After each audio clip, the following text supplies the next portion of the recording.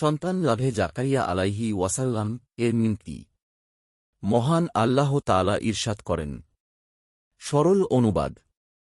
আর তুমি জাকারিয়ার কথা স্মরণ কর, যখন সে তার রবকে ডেকে বলেছিল, হে আমার রব, আমাকে একা, নিঃসন্তান রেখে দিবেন না, আর আপনি তো শ্রেষ্ঠ ওয়ারিশ।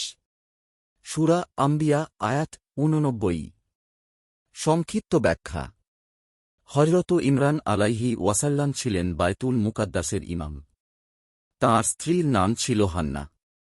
তার কোনো ছেলে মেয়ে ছিল না। তাই তিনি মানত করেছিলেন, তার কোনো সন্তান হলে তাকে বায়তুল মুকাদ্দাসের খেদমত করার জন্য উৎসর্গ করবেন। তখন মারিয়াম আলাইহি ওয়াসাল্লামের জন্ম হয়, কিন্তু তার জন্মের আগেই তার পিতার ইন্তিকাল হয়ে যায়। আর জাকারিয়া আলাইহি ওয়াসাল্লাম ছিলেন হান্নার ভগ্নিপতি এবং মারিয়ামের খালু। মারিয়াম আলাইহি ওয়াসাল্লাম এর তত্ত্বাবধান করার অধিকার কে পাবে তার মীমাংসার্থে যখন লটারি করা হয়, তখন সে লটারিতে জাকারিয়া আলাইহি ওয়াসাল্লামের নাম ওঠে।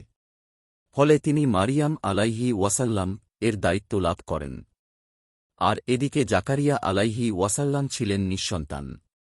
তিনি লক্ষ্য করে দেখলেন, আল্লাহ তাআলার কুদরতে মারিয়াম আলাইহি ওয়াসাল্লাম এর নিকট অসময়ের ফল আসত।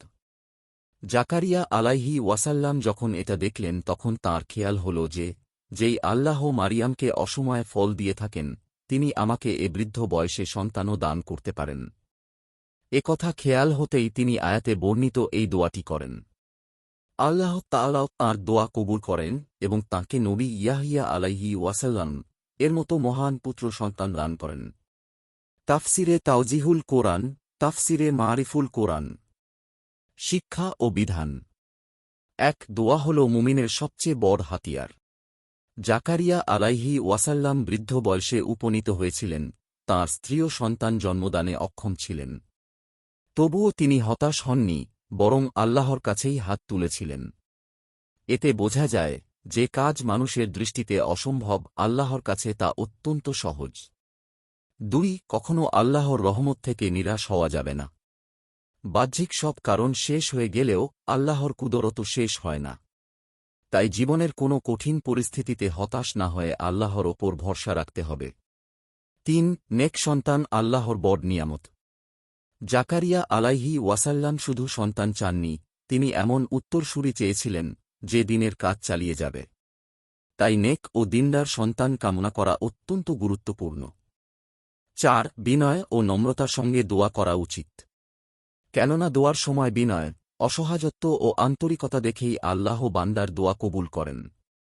৫. সন্তান না থাকাও আল্লাহর পরীক্ষা হতে পারে। তাই নিঃসন্তান হওয়া কোনো অভিশাপ নয়, বরং বান্দা তখন ধৈর্য ও দোয়ার মাধ্যমে আল্লাহর নৈকট্য অর্জন করতে পারে। আপনার একটি শেয়ার হয়তো কারো জীবন বদলে দিতে পারে। সাদকায়ে জারিয়া সওয়াব পেতে ভিডিওটি শেয়ার করুন।